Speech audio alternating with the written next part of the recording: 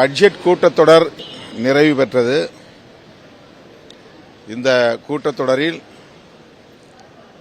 நாடாளுமன்ற வரலாற்றில் ஒரு களங்கம் என்று சொல்லக்கூடிய வகையில்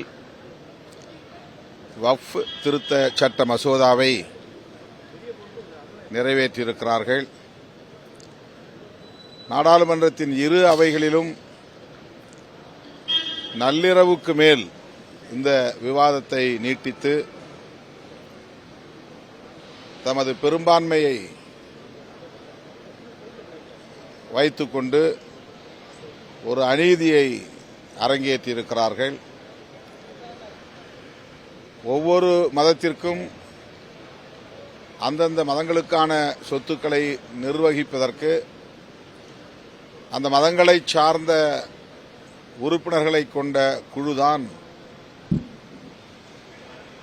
செயல்பட்டு வருகிறது. கிறிஸ்தவர்களாக இருந்தாலும் சீக்கியர்களாக இருந்தாலும் இந்துக்களாக இருந்தாலும் அவரவர் சொத்துக்களை அவரவர் சார்ந்த உறுப்பினர்களை கொண்ட குழுக்களே நிர்வகித்து வருகின்றன. ஆனால் இஸ்லாமியர்களுக்கான வக்ஃப் சொத்துக்களை நிர்வகிப்பதற்கு உரிய குழுக்களில் இஸ்லாமியர் அல்லாதவர்களை உறுப்பினர்களாக நியமிப்பதற்கு இந்த சட்டம் வழிவகுக்கிறது. பெரும்பான்மைவாதத்தின் பெயரால் சட்டத்தை கையில் எடுத்து சிறுபான்மை முஸ்லிம்களுக்கு எதிரான ஒரு பாசிச தாக்குதலை தொடுத்திருக்கிறார்கள். இது இந்திய ஒருமைப்பாட்டுக்கு மிகப்பெரிய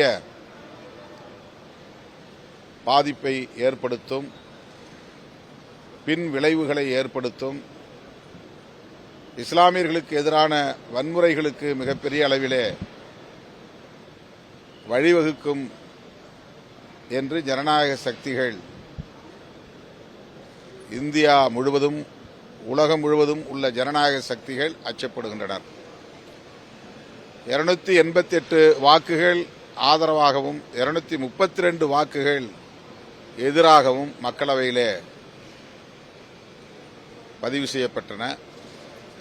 அந்த நள்ளிரவு வேளையிலும் எதிர்க்கட்சிகளை சார்ந்த 232 உறுப்பினர்கள் காத்திருந்து எதிர்த்து வாக்குப்பதிவு செய்திருப்பது வரலாற்றில் மிக முக்கியமான பதிவாகும்.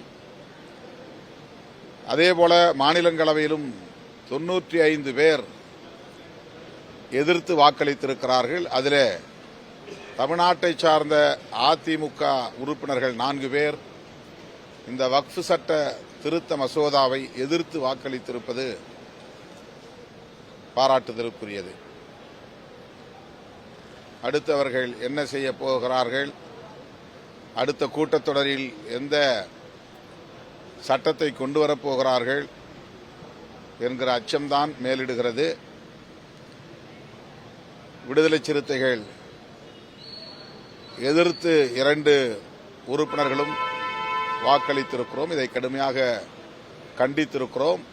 இதனை எதிர்த்து வருகிற ஏப்ரல் 8ஆம் தேதி தமிழ்நாடு முழுவதும் அனைத்து மாவட்ட தலைநகரங்களிலும் புதுச்சேரி உட்பட கண்டன ஆர்ப்பாட்டத்தை நடத்துகிறோம். அது மட்டுமில்லாமல் உச்சநீதிமன்றத்திலும் இதனை எதிர்த்து இந்த சட்டத்தை திரும்பப் பெற வலியுறுத்தி வழக்கு தொடுக்க இருக்கிறோம்.